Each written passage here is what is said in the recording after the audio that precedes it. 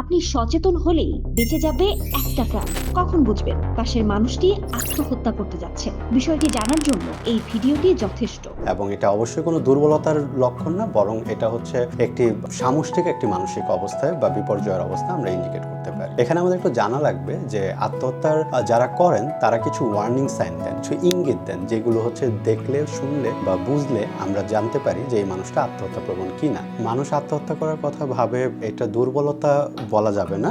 মানসিক অবস্থার এমন একটি পর্যায়ে চলে যায় যখন সে মনে করে তার জীবনে কোনো হোপ নেই, কোনো আশা নেই, দুঃখ এবং কষ্টগুলো থেকে বের হতে পারতেছে না, সেখান থেকেই হচ্ছে সে আত্মহত্যা করার কথা তো চিন্তা করতে পারে। এমনকি বিভিন্ন মানসিক রোগ বা বিভিন্ন মানসিক পরিস্থিতির কারণে অনেকে এই ধরনের চিন্তা করতে পারে নিজেকে শেষ করে দেওয়ার। তার মধ্যে এমন একটি পরিস্থিতি তৈরি হয় যেখানে সে মনে করে এই সিচুয়েশন থেকে সে আর বের হতে পারবে না, তখনই সে আসলে ভাবে যে আত্মহত্যা করাটাই হয়তো তার জন্য শ্রেয়। এখন এই অবস্থাটা কি আমরা বলবো দুর্বলতা? আমরা অবশ্যই এটাকে দুর্বলতা হিসেবে দেখি না, আমরা এটাকে দেখি যে তার চিন্তা ভাবনা একটু ন্যারো জায়গায় চলে আসছে, যেখানে সে কোনো আশা দেখে না, সে হতাশার মধ্যে ডুবে যায়। এই অবস্থাটা তৈরি হয় কি কারণে? কারণ আমরা যখন হচ্ছে কোনো অনুভূতির কারণে অনেক বেশি ইন্টেন্স বা পরিস্থিতি তৈরি হয় যেখানে আসলে আমরা পরিষ্কারভাবে দেখতে পাই না, আমরা আমাদের সমস্যার সমাধানগুলো ভালোভাবে খুঁজে বের করতে পারি না, তখন আমাদের মনে হয় যে এইটাই হচ্ছে একমাত্র মুক্তির পথ। সুতরাং আত্মহত্যা করার অবস্থা আসলে আমাদের একটা মানসিক অবস্থা যেখান থেকে আসলে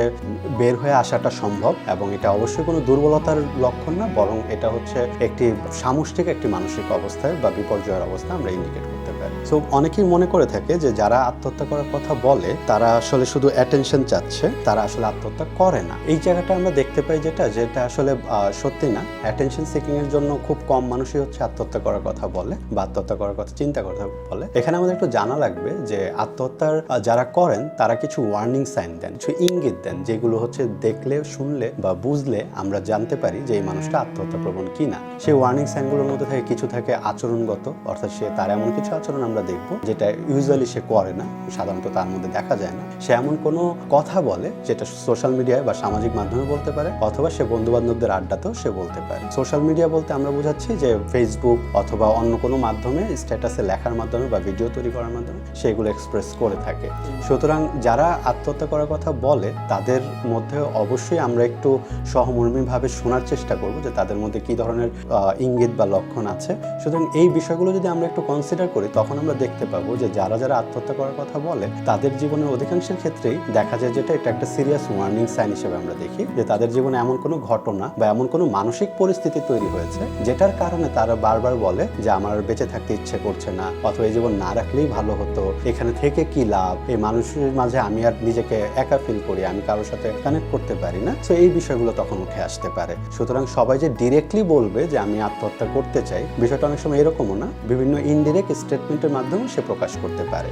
তার জীবনে কোনো গুরুত্বপূর্ণ ঘটনা ঘটে গিয়েছে, সেটা হতে পারে কোনো এক্সামে সে কাঙ্ক্ষিত ফলাফল করতে পারেনি, অথবা হচ্ছে লাইফের ভবিষ্যতের জন্য সে নিজেকে যেভাবে প্রিপেয়ার করছে সেখানে স্বপ্নভঙ্গের অনেক ধরনের পরিস্থিতি তৈরি হতে পারে। সেই পরিস্থিতিগুলো যখন তৈরি হয় তখন সে অনেক সময় নিজেকে আইসোলেট করে ফেলে, একাকিত্বে নিজেকে বন্দী করে ফেলে, কারণ তার কাছে মনে হয় যে তার জীবন শেষ, অথবা তার জীবনের অর্থ অথবা ভবিষ্যতের যে চাওয়া পাওয়া সেগুলো সব এখানেই শেষ হয়ে গিয়েছে। সো এই পরিস্থিতিগুলো দেখলে অবশ্যই আমাদের সতর্ক হতে হবে এবং আমরা ওই মানুষটার সাথে সহমর্মিতার সাথে কানেক্টেড থাকার চেষ্টা করব, কারণ তার সাথে সংযুক্ত থাকলে তার সমস্যার সমাধান আমরা করতে পারবো না, এটা আমাদের কারো পক্ষেই সম্ভব না। আমরা যদি এভাবে চিন্তা করি আচ্ছা আমি তার লাইফে গিয়ে তার সমস্যার সমাধান করে দিতে না পারলে আমার কোনো কাজ নেই, বিষয়টা কিন্তু এরকম না। বিষয়টা হচ্ছে আপনার একজন সহমর্মী শ্রোতা হিসেবে তার পাশে থাকতে হবে, তাকে আশ্বস্ত করতে হবে আমি তোমার পাশে আছি, তোমার যে কোনো কথা বা যে কোনো পরিস্থিতি আমার সাথে শেয়ার করতে পারো, আমি চেষ্টা করবো তোমার পাশে থেকে তোমাকে হেল্প করার। সুতরাং এতে হয় কি যে ওই মানুষটা অন্তত বুঝতে পারে যে তার লাইফের আশা সম্পূর্ণ ফুরিয়ে যায় না, অন্তত কিছু মানুষ আছে যারা তার খোঁজ খবর রাখে